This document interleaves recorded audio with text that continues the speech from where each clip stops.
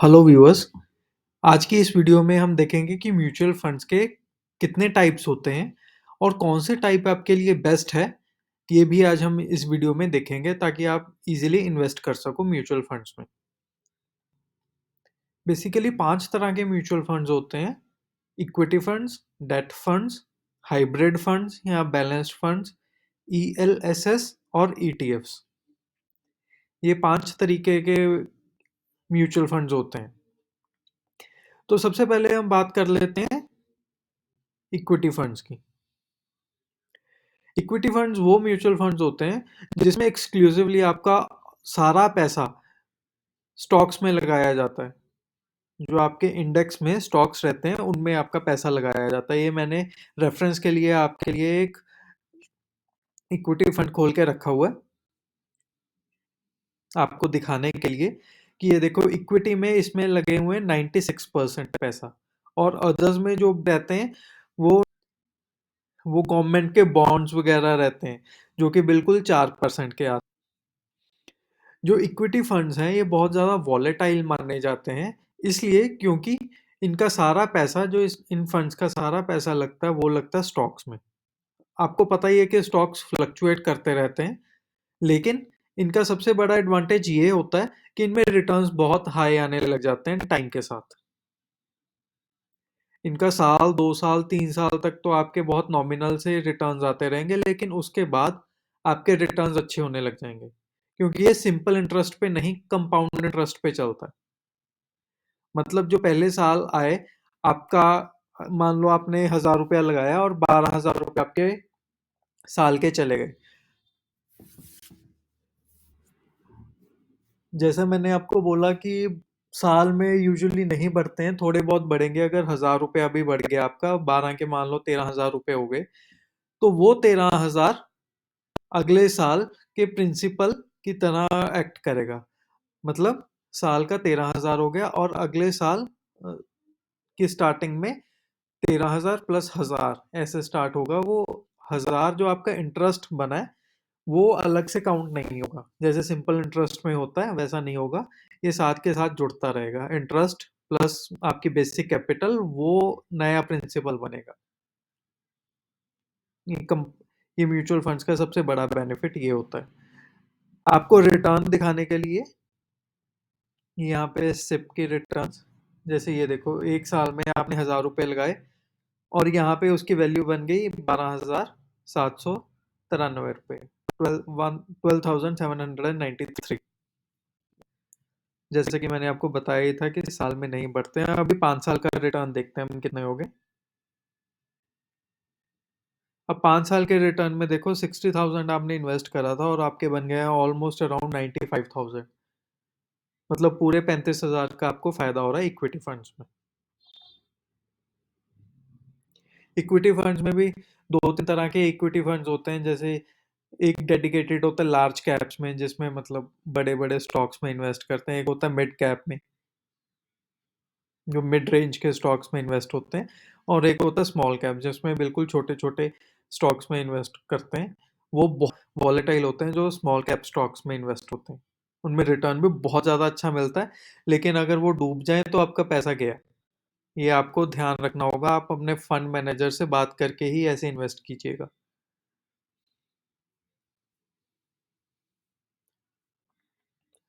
अभी आप इसमें नाम में भी देख रहे हो, आपको सभी में ही काम आएंगे। ये आपको चीज़ बता देता हूँ, शायद और कोई नाम ही बताए आपको। यहाँ पे दो चीज़ें हैं, एक रेगुलर है, एक डायरेक्ट है। रेगुलर और डायरेक्ट में ये फ़र्क होता है कि डायरेक्ट में तो आप खुद से पैसे लगा सकते हो।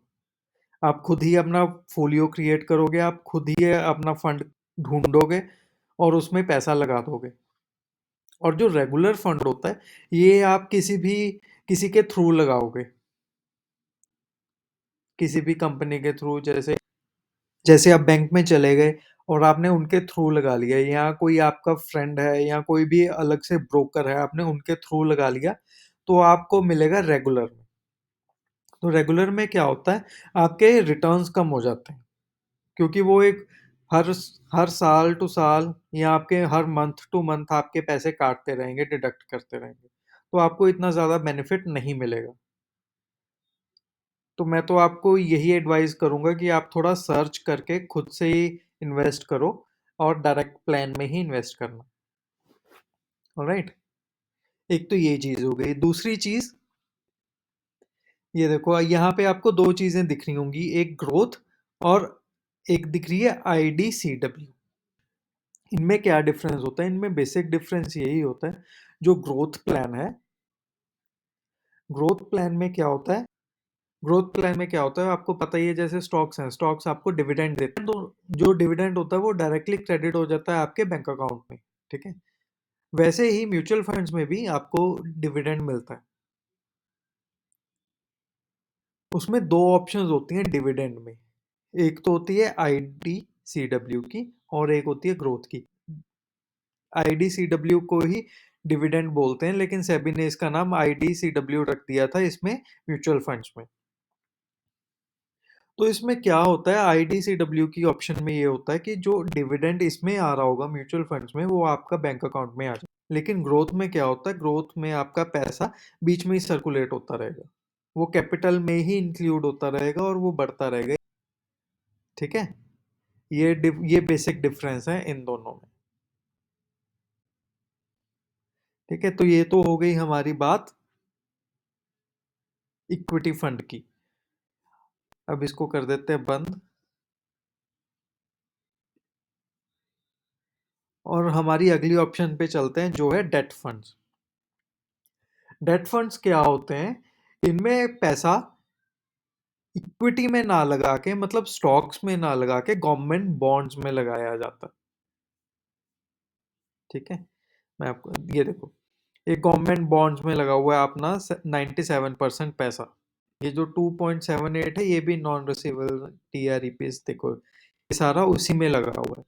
ये गवर्नमेंट ऑफ इंडिया में 31% लगा हुआ है, NCD एंड बॉन्ड्स में 60% लगा हुआ है। ये इनमें ऐसा पैसा लगता है। इसका सबसे बड़ा एडवांटेज क्या है? जैसे इसका सबसे बड़ा एडवांटेज यही है कि इक्विटी फंड्स की तरह रिस्की नहीं होता है, इसका रिटर्न फिक्स्ड ही रहता है। मैं आपको दिखा भी देता हूँ, जैसे ये SIP का है, हमने वहां पे देखा था इक्विटी फंड्स में कि हमारा 60,000 का बन गया था 92 या 93,000। इसमें हमारा 60,000 का बन रहा है 70,700।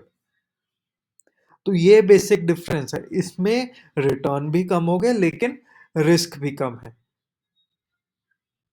अब यहाँ पे देखो, रिस्कोमीटर में ये मॉडरेट दिखा रहा है आपको, लेकिन इक्विटी के अगर आपने ध्यान दिया होगा, इक्विटी का जो था उसमें रिस्कोमीटर वेरी हाई था। ठीक है, ये डिफरेंस हो गया इक्विटी और डेट फंड में।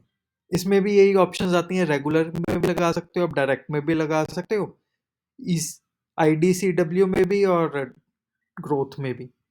डेट डेट फंड्स भी ऐसे ही काम करते हैं, ये ऑप्शंस आपको मिलेंगी। ऑलराइट, ये दो चीजें हमने क्लियर कर। अब हम तीसरे पे आ गए हैं, ये आ गया है हाइब्रिड या बैलेंस्ड फंड। अब बैलेंस्ड फंड में क्या होता है, आपका पैसा लगेगा बैलेंस होके। बैलेंस होके कैसा लगेगा, कुछ पैसा आपका लगेगा इक्विटी में और कुछ पैसा लगेगा आपका डेट में। ये प्रोपोर्शन अपनी कोई भी डिसाइडेड नहीं होती है, किसी भी प्रोपोर्शन में लगाया जा सकता है, लेकिन ऑलमोस्ट ये 70-30, 60-40 इसी रेशो में ही लगाए जाते हैं। मतलब 60% आपका पैसा लगता है इक्विटी में और 40 या 30% अपना पैसा लगता है डेट में। ये मैं आपको दिखा भी देता हूँ, ये देखो, ये इक्विटी में लगा है अपना 75% पैसा और डेट में लगा है अपना 25% पैसा। ठीक है, ये डेट भी देख लो, ये गवर्नमेंट ऑफ इंडिया के CD में, T बिल्स में, NCD में और बॉन्ड्स में ऐसे पैसा लगता है अपना। अब इसका रिटर्न भी देख लेते हैं, उनका रिटर्न देखा था हमने। ठीक है, ये 5 साल के रिटर्न में ये दिखा रहा है अपना 60 का बन गया ये 81,000, 81,400, 500 इतना बन गया। अब ये देखो, इसमें डेट फंड से ज़्यादा ग्रोथ है लेकिन इक्विटी फंड से कम ग्रोथ है। अब ऐसा नहीं है कि ये आपको वैल्यूज़ दिखा रहा हूँ तो इतना ही बनेगा, ये सभी फंड्स में इतना ही बनेगा, ऐसा नहीं है, ये फंड टू फंड वेरी भी करेगा। जैसे कई बारी मार्केट गिरने लग जाती है तो ये भी गिर जाएगा। क्यों गिर जाएगा? वो भी मैं आपको बता देता हूँ। अगर मार्केट बढ़ रही है तो ये बढ़ेगा ही, अगर गिर रही है तो ये गिर भी जाएगा। ये आपको क्लियर हो गया? अब इससे अगले में चलते हैं। अगला ये जो है, ये होता है ईएलएसएस फंड्स। ठीक? ईएलएसएस फंड्स क्या होते हैं? ये वो फंड्स होते हैं, ये टैक्स सेविंग फंड्स होते हैं। ये इक्विटी का ही हाइब्रिड कह सकते हैं या मॉडिफाइड वर्जन होता है। जैसे इक्विटी में हमारा कोई भी लॉक इन पीरियड नहीं होता है, या किसी भी और फंड में कोई लॉक इन पीरियड नहीं होता है, लेकिन ईएलएसएस में 3 साल का अपना लॉक इन पीरियड होता है। मतलब लॉक इन मतलब 3 साल से पहले हम अपना पैसा नहीं निकाल सकते हैं इसमें से। अगर हमें निकालना है तो बहुत ज़्यादा डिडक्शंस होके हमारा पैसा हमें मिलेगा, लेकिन पूरा पैसा नहीं मिलेगा हमें। ठीक है? दूसरी चीज़ इसका ये एडवांटेज है कि ये हमें टैक्स सेविंग में काम आता है।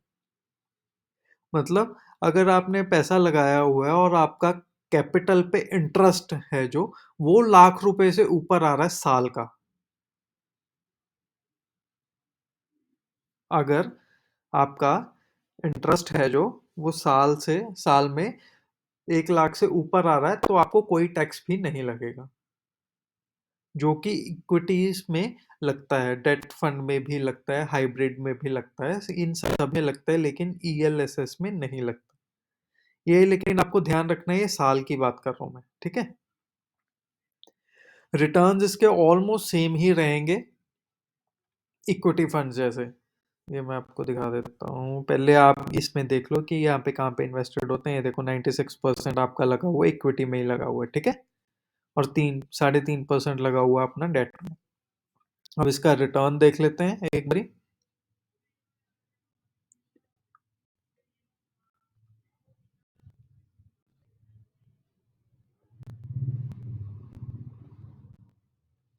ये देखो, ये 5 साल का इसमें रिटर्न आ रहा है 60,000 रुपए में, इसमें बने 92,000।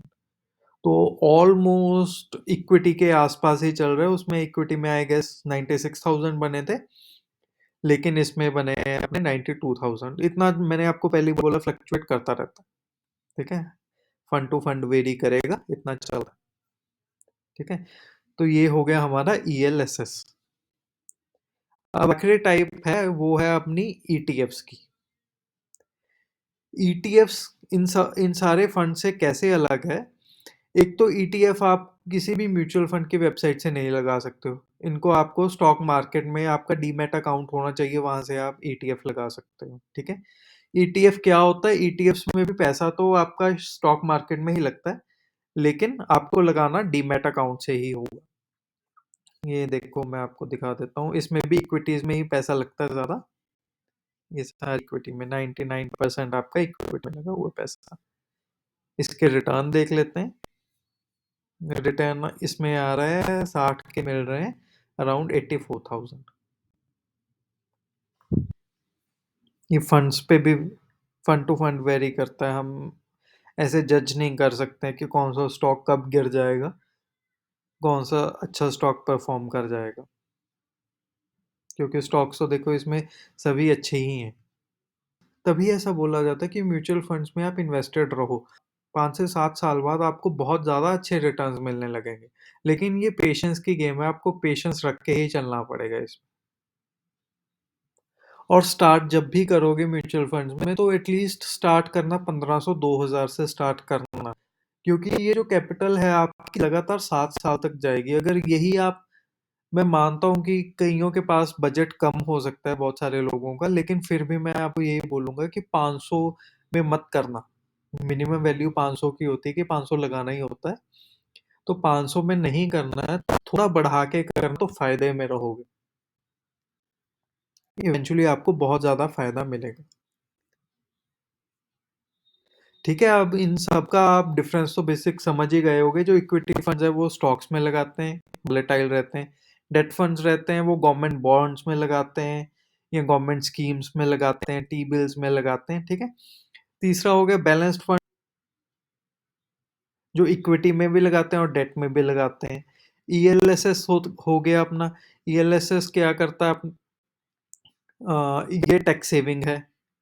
और पांचवा हो गया ईटीएफ। ईटीएफ आप डीमैट में से लगा सकते हो, आपको किसी भी फंड मैनेजर के थ्रू नहीं लगाना पड़ेगा, बस आपके पास डीमैट अकाउंट होना चाहिए। ये 5 चीज़ें हो गई। इसके अलावा हमने सीखा कि रेगुलर क्या है और डायरेक्ट फंड्स क्या हैं। रेगुलर में लगाना चाहिए या डायरेक्ट फंड में लगाना चाहिए।